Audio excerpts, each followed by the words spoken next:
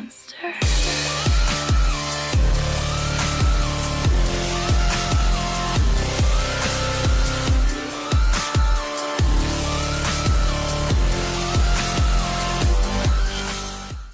Hey guys, Clone Guy here, and today we have another news episode, which is so awesome.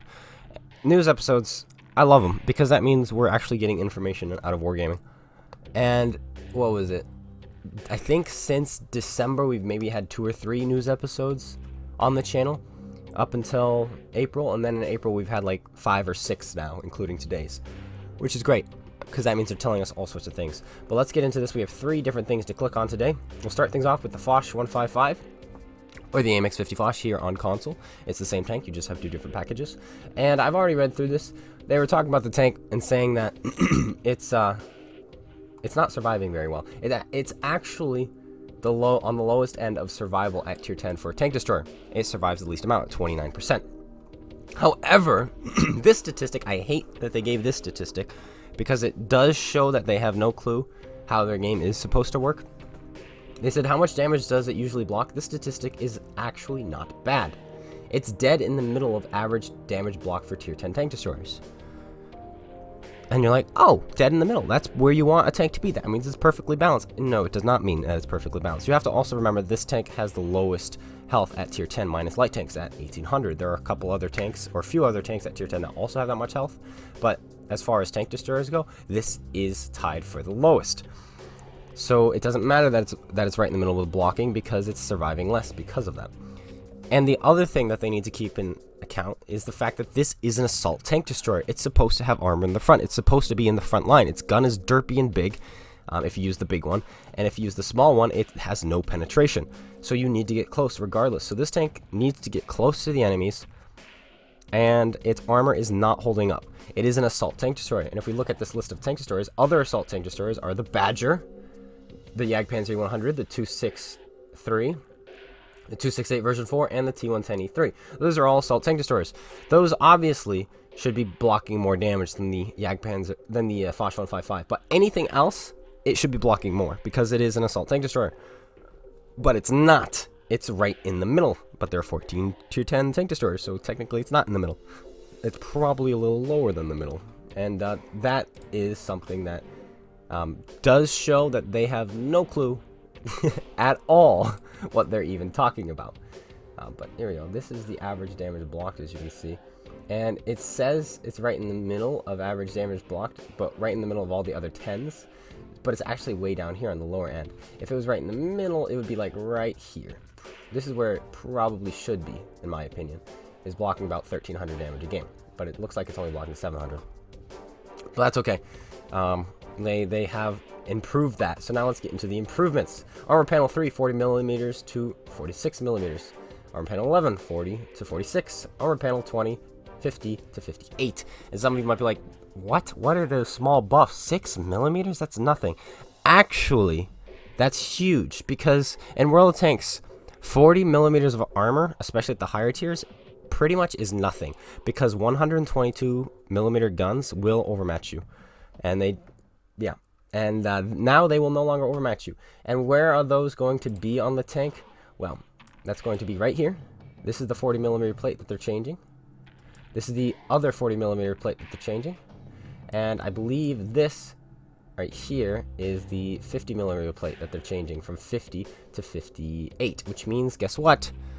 152 millimeter guns and 155s will no longer overmatch. So this will be blocking shells from American tank destroyers and Russian tank destroyers. Thank goodness for that. And the side armor will now be blocking shots from 122 millimeter Russian guns. A T-44 that's dumb enough to use the 122 will now no longer overmatch. Guess what? It could penetrate the tank like this right here. All it needs to do is get through these two 30 millimeter plates of tracks, and then it just needs to touch the armor right here, and it will penetrate because of the overmatch mechanic. Now it will no longer, because it is now 46 millimeters. 46. It's not 80 like on PC, which I still think it should be, but now it will no longer get overmatched, so that will help the tank for sure. I mean, because look at this. You can angle like this on PC. I don't think you can do that here on console. So that's cool that you can now do that. In fact, actually, this is an auto ricochet. You could actually angle like this as long as you're not fighting tank destroyers. So yeah, you could do this against 122mm guns or smaller. So that's pretty cool. You can angle like this now. That's cool. So that's a fantastic buff for sure. Moving on, they also touched the TVP. Another tank which desperately needed it because there's the tank called the Machine in the game. And it says, let's talk about tanks, TVP T50-51 and the Machine. Is the Machine getting changed? Short answer, shorter, no. It's not getting changed. Even though they go through this whole spiel about the tank and then they don't change it. So I don't understand. Like, we're going to base this on community feedback. Just kidding. But let's get into this. The TVP doesn't perform as well as Machine, but the Machine isn't OP. 51% is a smidge high within a tolerable threshold. I do agree. I don't think the Machine is OP. I think it's just stinking annoying. They're everywhere. They're in every single game. And they're just rolling around, clipping people and dying. And that's annoying. It's kind of the same issue as the Waffle I think a lot of players had. I don't think, oh, it's just going around and dominating the games. Oh, for sure not. But it is rolling around, clipping you and running away, and you can't do anything about it because of how fast it is, and it does have armor in the front. So that's not enough to give it a high win rate, but it's still a little annoying. Like, you have to realize what the tank's roles are. Plus, there are so many machines out there that quite often it's machine versus machine. So, of course, the numbers are going to be closer to 51%, or 50%, should I say. However, the TVP is almost always by itself in a game.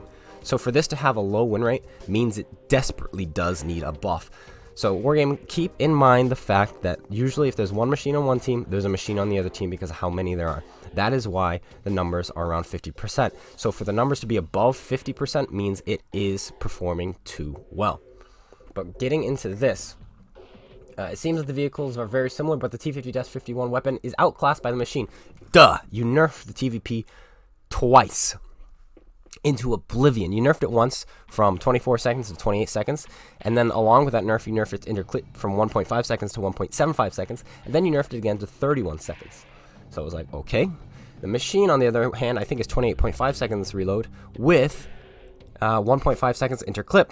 Plus it's faster, plus it has more armor, plus it has a better turret. Yeah, so, you know, you're going to survive more in the Machine, and you get to empty your magazine faster, and you reload faster, and you get to places you need to faster. So it's like, okay, what's the point of the Machine?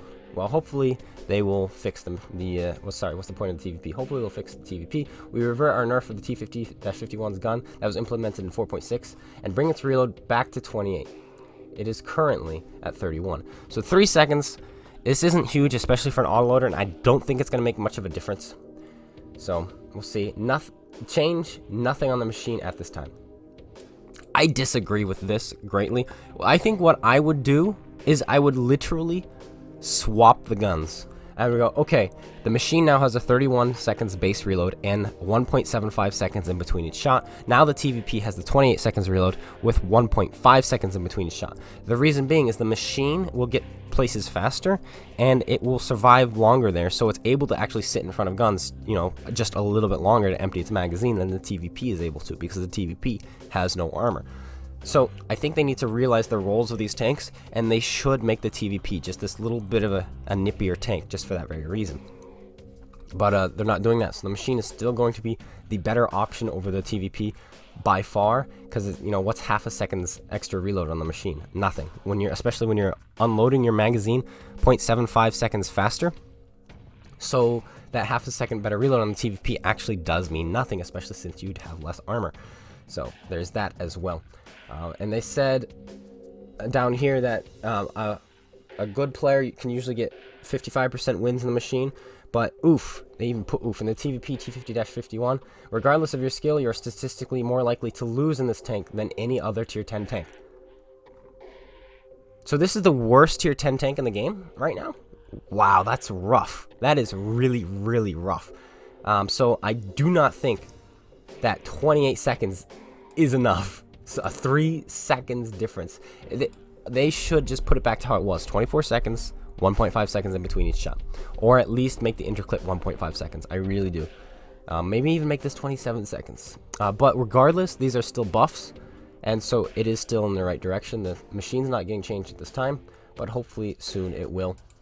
Maybe once they see the TVP has not really changed, they'll buff that again and maybe nerf the machine. So we'll see. But let's see what's going on in tanks in general this week. So a lot of stuff going on. It doesn't say how many times you can get this, but earn 2 silver boosts, earn 2 times 2 silver boosts by winning 2 multiplayer battles in a row. I assume you can only do this once. Very cool, I guess. You can buy stuff for your Japanese tanks. Don't ever do this. This is never worth it. Never spend gold on consumables. This is so scumbaggy. Do people actually buy these? You can use silver to buy these, guys. Go play a premium tank, and guess what? You can pay for all this. Just saying. I'm just saying. Okay. For victory, earn op from the 5th to the 19th, starting tomorrow. Earn XP in battle to get a free Soviet Tier 8 Stockade Object 703 Auto Heavy Tank, and other awesome rewards, such as consumables, silver vouchers, free XP, and boosts. So this is probably the same thing they did with the STG.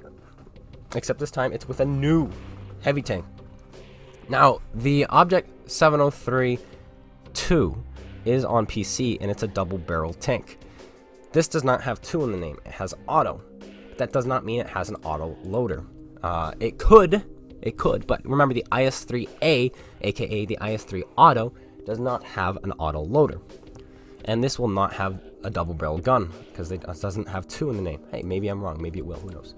But most likely it won't have the double barrel, and I don't think it's also going to have an autoloader. It may not have a loader in your tank, so you may only have 3 crew members, but I don't think it's going to have an autoloader, but maybe it will. That would be cool, and you can earn it for free. So probably the, what was it, 150,000 experience or something like that you needed.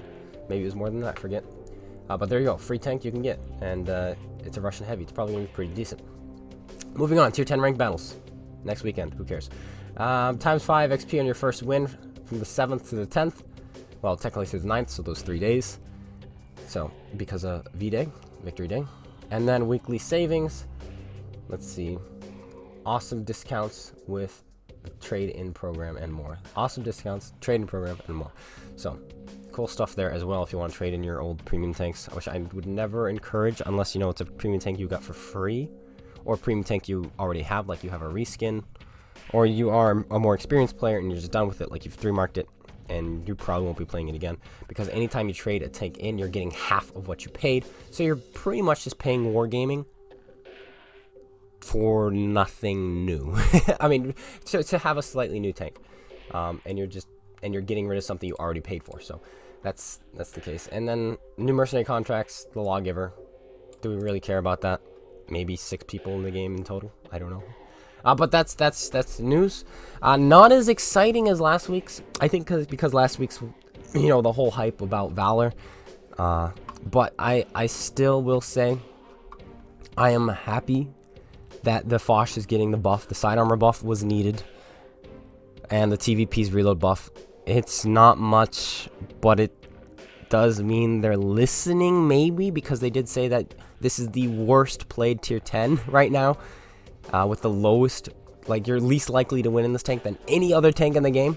So yeah.